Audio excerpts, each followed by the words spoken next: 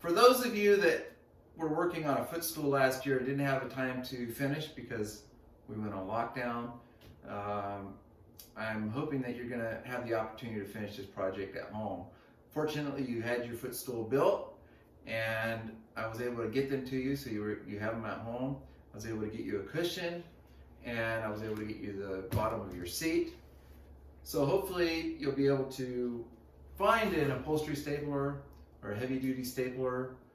And I mean, there's these electric ones, which is probably what I'm going to use, but something like this is perfectly adequate. And especially if you're not going to be doing a lot of upholstery work, it doesn't hurt to just have a really basic one. You're going to need a piece of fabric, probably about a yard. You know, if you got 3 foot by 3 foot, they usually sell it by the yard. So if you go to Joann Fabrics or to Hobby Lobby, you can find some. If you want to get a deal, you could probably find like a material that's discontinued, and they might have some discounts, or just some what do they call them? Sometimes they'll have some extra scraps from a roll, and you can get those. You may need a hammer. If a staple doesn't go in all the way, you might want a hammer, a pair of pliers if you need to pull a staple out. You're going to need maybe a razor blade to cut your fabric. You can initially cut it with the scissors, but after you have it wrapped and you want to trim off the excess, it's a lot easier to use a utility knife. You're going to also need, I'm going to go ahead and use some 3/8 inch staples. And you want to make sure they're the right width for the staple gun you're using. But these are a heavy duty 3/8 staple, so you can use those. You could use a 1/2 inch, it's fine. If you get down into a 1/4 inch staple, my concern might be that it won't hold as well once you start folding fabric on top of fabric. So I think 3/8 is probably a good length for this. Another thing I may not have mentioned, you're going to need a straight edge. I have one it's just for drywalling. I like it because it's thin, which allows me to get my blade really nice and close, and it's metal, so it's not going to cut into it. You can use a straight board and just lay it on top of your fabric and cut as well.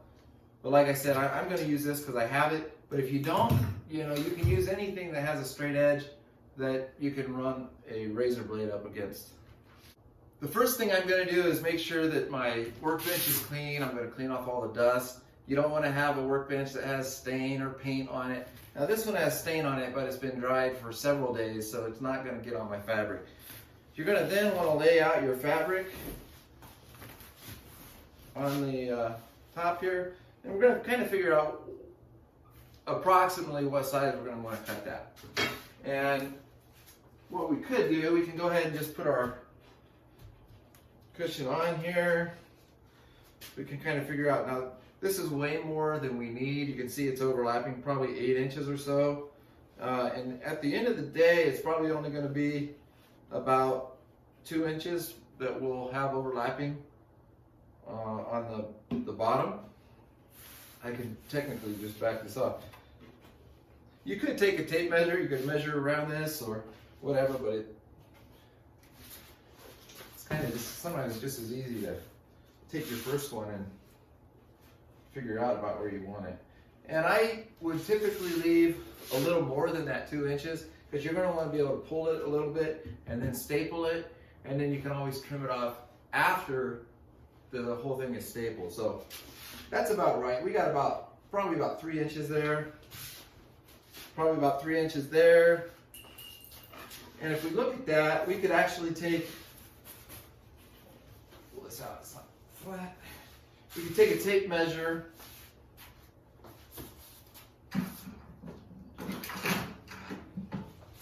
We can measure, okay, that's about 8 inches. We could technically take 16.5 plus 8 on both sides, and then we end up with about 32.5 inches. Basically, if you got an actual yard of fabric, which would be 36 inches, you could work with that. You wouldn't have to trim it to begin with. I've got more than a yard here, so I'm going to trim it down, and I'm going to go ahead and give myself that 8 inches on each side, And basically it'll be a little more than 32 inches by 32 inches. I'm going to go ahead and mark it. I am using a square, so I could technically line that thing up square and do my cut, but I'm going to go ahead and put a mark on both sides. I'm just going to go 33 inches. You can use a tape measure for this, obviously. And I've got this all stretched out, you know, pretty nice and flat. I'll go ahead and lay this on here. And you could just lay your board on that mark. You may want a fairly sharp utility knife. Typically, I typically try to cut on the outside of my good part. So if this is my good part, if I were to cut on this side and I went off, I could cut into my good part. So I usually cut on the outside of the part that I want. I'm just going to hold it down firmly.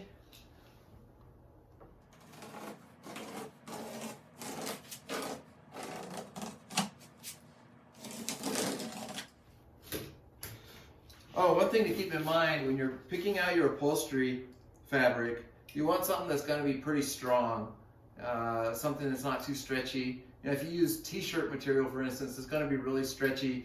It's not going to be very strong. Those staples over time may the fabric might rip apart from there. So you want something that when there's a staple on it and you pull it, it's going to be nice and strong and not rip the fabric. So keep that in mind. If you can try to find an upholstery fabric, that would be much better.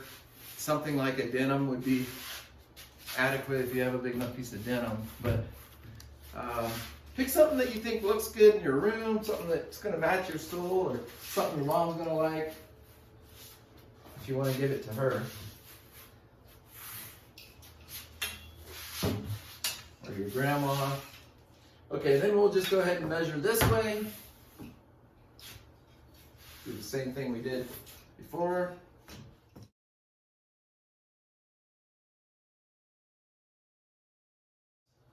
All right, so I'm going to go ahead and put that on there, or your board. Hold it down firmly. If you don't hold it firmly, that fabric's going to bunch up on you. So you want to make sure you hold it down nice and firm.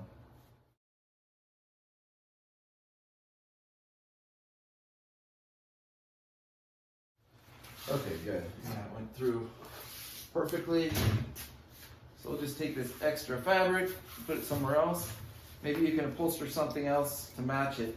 I made some bell bottoms out of this for Halloween. I'm going to have matching bell bottoms to go with my stool. Now we're going to go ahead and put this in the middle. Make sure there's no dirt or anything in there. No sawdust. You don't want splinters in there. We'll center this up on here. Oh, I'm going to turn this with the memory foam side down, because actually the bottom side right now is actually going to be your top, because you're going to flip it over, obviously. So this side has memory foam. I'm going to go ahead and that one's probably going to be the part you want your feet resting on. So put the blue side down. You're going to put your board over top of it like this, center it up, and you can double check with the tape measure if it's centered up. It doesn't have to be perfect, because we are going to trim it off some more. Right now, it's perfect. So, the next thing, we're going to go ahead and take one side. We're going to pull it a little bit firm. You don't want it loose. You know, you're not going to want that fabric to be loose on your cushion. Let's just pull it a little bit snug.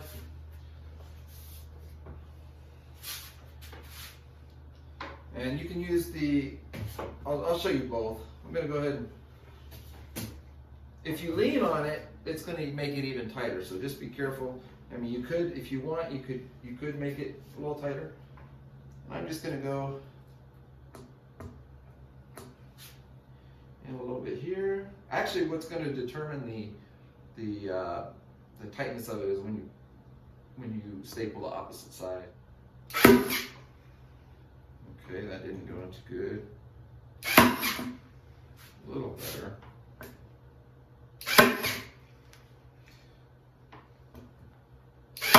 That's why we have a hammer. We're going to put more staples in. Yeah, those did not go in too well.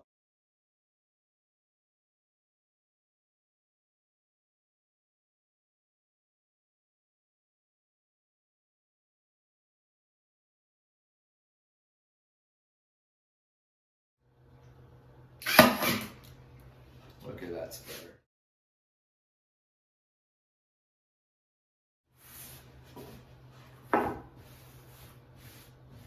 Yeah, that looks pretty good. You may have to play around with it. If you put some staples in, and I'm not an upholsterer. This isn't, you know, I've done some upholstery, a lot more basic upholstery like this, but I wouldn't say that I'm an expert in that. There's probably tips that somebody that does this could teach you. If it feels like it's too loose after you put the first ones in, you can always take a screwdriver and kind of pop them out, pull them out with pliers. You know, get a screwdriver under there, and then get it started, and then you can pull them out with the pliers. So if you don't like how tight it is, I would just say do that. Now we're going to do the other ends.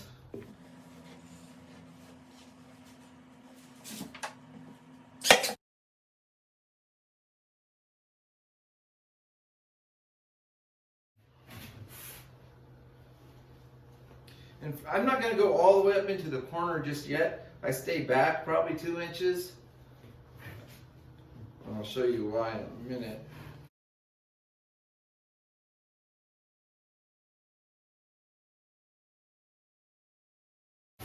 Next, we're going to do the corners. And there's probably a few different ways that you can do the corners. You could either do this and do this on one side, or you could do each corner the same direction, so each side will look like this, or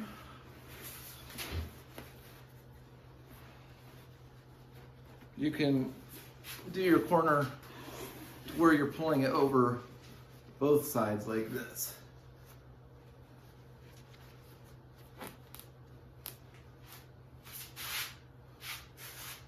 Okay? So you kind of can get it to where, but I think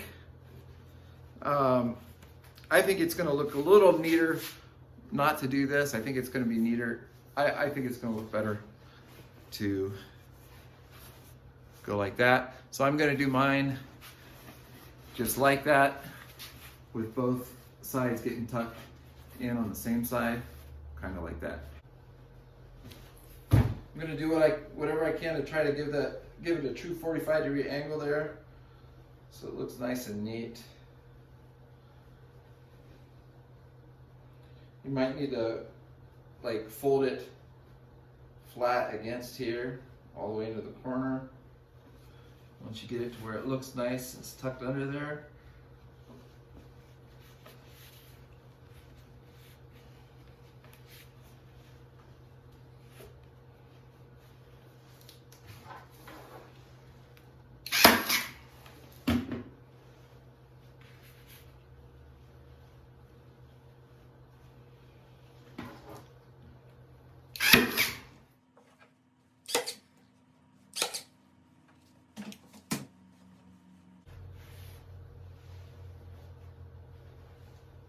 Try to make the other one the same.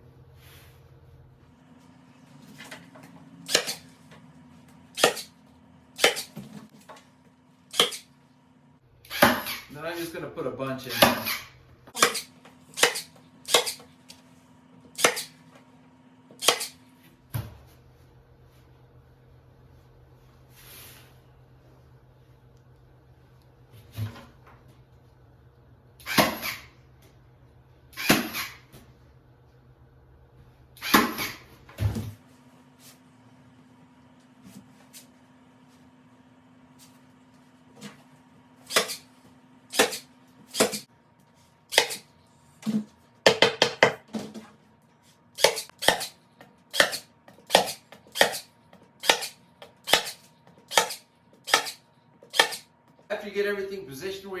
it and it looks good on top. Corners are folded over and everything's stapled in place. You just want to go ahead and I usually go a little bit closer to the edge, and I just do a staple every 1.5 inches or so apart. You know, the more staples, the less there's going to be pressure pulling on that staple from the fabric, less likely to tear your fabric. So yeah, you want to get quite a few. Maybe these are actually probably less than 1 inch apart as I really look at it. So it might be overkill, but it should be fine. So close up, this is kind of how you probably want your corner to look, something like that. You know, I went ahead and put more staples along the edge there, and then I stapled down the fold, and this way I pulled this way, and I kind of stapled along here and here. Next, I'm going to trim this off, make it shorter, and I'll do that all the way around. I'm just going to go ahead and take this framing square, and it's 2 inches thick this way. I could use that, or this one's probably 1.5 inches. I could use that as my guide to trim this off. And actually, I think I will use the 1.5 inches. Just take my razor blade or my utility knife. You know, start 1.5 inches in. You could push this over and find the 1.5 inch mark, and we'll just go ahead and cut along there. And we'll do this side. Just line it up flush with the outside. I'm cutting on the inside of that because, you know, if you slip, you don't want to go into the part that you're trying to keep.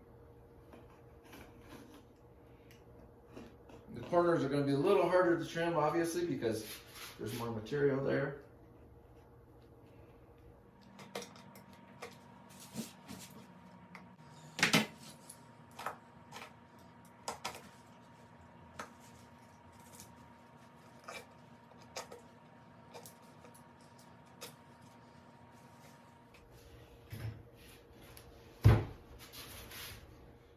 Once I've trimmed the bottom, I'm going to go ahead and staple any of these parts that are kind of coming up. Anything that's a little bit loose, solidify it in the corner there.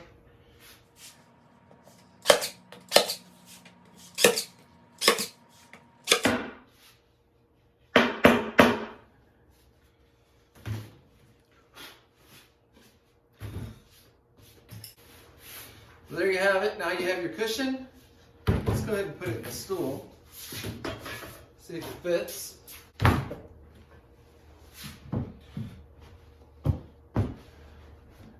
There you go. Fits perfect. You want the fabric to be somewhat tight on there. You don't want it to be baggy. So you're going to have to play around with it. You might have to pull some staples out and do it a couple times to get it right, which is not a big deal.